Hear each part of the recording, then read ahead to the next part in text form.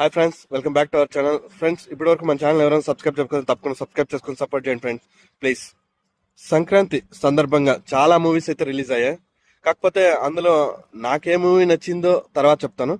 First, మీరు సంక్రాంతికి వచ్చిన మూవీస్లో మీకు ఏ మూవీ నచ్చిందో, అఖండ 2 నచ్చిందా, లేదా మనశంకర్ వరప్రసాద్ గారు నచ్చిందా, లేదా రాజాసాబ్ నచ్చిందా అనేది తప్పకుండా కామెంట్ చేయండి. నాకైతే అఖండ 2 అయితే బాగా నచ్చింది.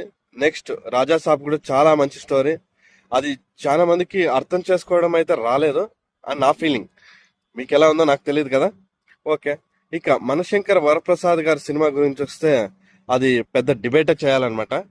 రిలీజ్ అయ్యే ప్రతి మూవీ గురించి నేను డిబేట్ చేద్దాం అనుకుంటున్నాను. మూవీ గురించే కాదు, సోషల్ మీడియాలో ఎనీవన్ ఏదొచ్చినా అది మంచి కానీ చెడు కానీ నేను నిజాలు నిర్భయంగా చెప్పాలనుకుంటున్నాను. మీకు కన మనశంకర్ వరప్రసాద్ గారి సినిమా గురించి పూర్తి రివ్యూ కానీ, లేదా ఆ సినిమాలో ఏం ప్లస్లు ఉన్నాయి, ఏం మైనస్లు ఉన్నాయి, లేదా ఏం కాపీ కొట్టి చేశారు ఆ మూవీని అనేది కనుక మీకు కావాలి అనుకుంటే తప్పకుండా ఛానల్ సబ్స్క్రైబ్ చేసుకొని సపోర్ట్ చేసి తప్పకుండా కామెంట్ చేయండి.